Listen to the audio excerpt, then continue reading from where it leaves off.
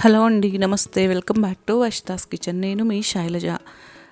మనకి ఎండలు మొదలైపోయినాయి కదండి. ఎండల్లో ఎన్నో రకాల వడియాలు పెట్టుకుంటాం కదా. ఎంతో సింపుల్గా ఫస్ట్ టైం చేసే వాళ్ళకు కూడా ఈజీగా ఉండే విధంగా నేను సగ్గుబియ్యంతో వడియాలను చేసి చూపిస్తానండి. వీడియోని మాత్రం స్కిప్ చేయకుండా చూడండి ఫ్రెండ్స్. దానికంటే ముందుగా నా ఛానల్ని ఫస్ట్ టైం చూస్తుంటే తప్పకుండా సబ్స్క్రైబ్ చేసుకొని వీడియో చూసిన వెంటనే లైక్ చేయడం అస్సలు మర్చిపోవద్దండి. నేను ఈ గ్లాస్ తోటి ఒక గ్లాసు సగ్గుబియ్యాన్ని తీసుకున్నానండి. చూస్తున్నారు కదా, సగ్గుబియ్యం తీసుకునేటప్పుడు వడియాలకని చెప్పి తీసుకోవాలండి. అప్పుడు మంచి సగ్గుబియ్యం ఇస్తారు.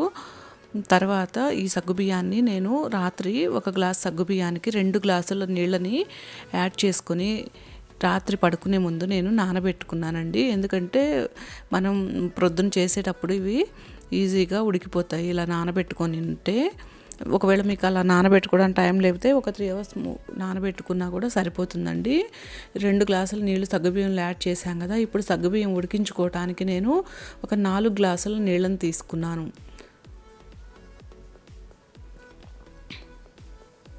ఈ విధంగా మనం సగ్గుబియ్యానికి 4 గ్లాసులు నీళ్లు వేసేసుకొని బాగా నీళ్లు మరిగిన తర్వాత మనం ఈ నానిన సగ్గుబియ్యాన్ని యాడ్ చేసుకోవాలి. ఈ సగ్గుబియ్యం యాడ్ చేసుకున్న తర్వాత ఇవి సగ్గుబియ్యం మొత్తం ట్రాన్స్పరెంట్గా అయిపోయేలాగా ఉడికించుకోవాలండి. దగ్గరుండి కలుపుకుంటూ ఒక 15 నుంచి 20 నిమిషాల పాటు ఉడికించుకోవాలి. చూస్తున్నారు కదా, ఈ విధంగా ఉడికించుకోవాలి. నేను మొత్తం సగ్గుబియ్యం ఉడికిపోయేలాగా నేను ఉడికించుకున్నానండి. ఇప్పుడు స్విచ్ ఆఫ్ చేసేసి అందులో చిల్లీ ఫ్లేక్స్ ఉంటాయి కదా, మన ఎండు మిరపకాయలు మిక్సీకి వేసి ఒక 1/2 టీ స్పూన్, నువ్వులు ఒక 2 టేబుల్ స్పూన్ల వరకు యాడ్ చేశానండి. తర్వాత ఇందులో ఒక టీ స్పూన్ వరకు జీలకర్రని కూడా యాడ్ చేసుకోవాలి. మన రుచికి తగినంత ఉప్పును కూడా యాడ్ చేసుకోవాలి. సగ్గుబియ్యం మొత్తం బాగా ఉడికిపోయేలాగా నేను ఉడికించుకున్నానండి. స్టవ్ ఆపిన తర్వాత వీటన్నిటిని యాడ్ చేస్తున్నాను. ఇది బాగా కలుపుకొని ఈ సగ్గుబియ్యాన్ని ఉడికించుకున్నాం కదా. మీకు ఇలా ఇష్టం లేకపోతే ఇంకొంచెం సగ్గుబియ్యం కనిపించేలా కూడా ఉడికించుకోవచ్చండి. కానీ నేను ఇలా పెడతాను.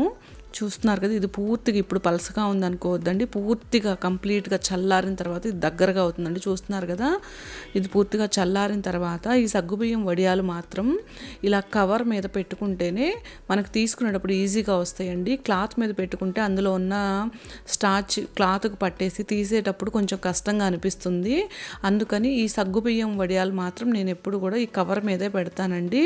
అందుకే పూర్తిగా చల్లారిన తర్వాత మనం పెట్టుకోవాలి. ఇదిగోండి, ఇలా పెట్టిన తర్వాత నేను ఒక 2 గంటల తర్వాత నేను బాల్కనీలోనే పెట్టేశానండి. 2 గంటల తర్వాత ఈ విధంగా తీస్తున్నాను. చూసారా, ఉల్టా వేస్తున్నాను. వీటిని ఈ విధంగా మనం తీసి ఉల్టా వేసుకున్నాం అనుకోండి, 2 రోజులు చక్కగా ఎండిపోతాయండి. చూస్తున్నారు కదా, ఇది 2వ రోజు అండి. మన వడియాల్ని 2 రోజులు ఎండబెట్టుకోవాలండి. ప్లేట్లో వేసేసుకొని 2 గంటల తర్వాత మనం ఉల్టా తీసాం కదా, తర్వాత ప్లేట్లో వేసుకొని పెట్టిన రోజు కాకుండా తర్వాత రోజు కూడా ఎండబెట్టుకున్న తర్వాత మనం ఈ విధంగా వేయించుకోవచ్చండి.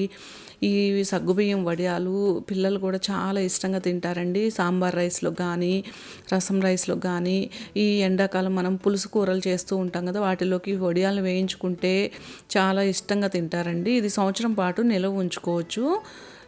వీడియో చూసిన వాళ్ళందరికీ చాలా థ్యాంక్స్ అండి. Thank you for watching.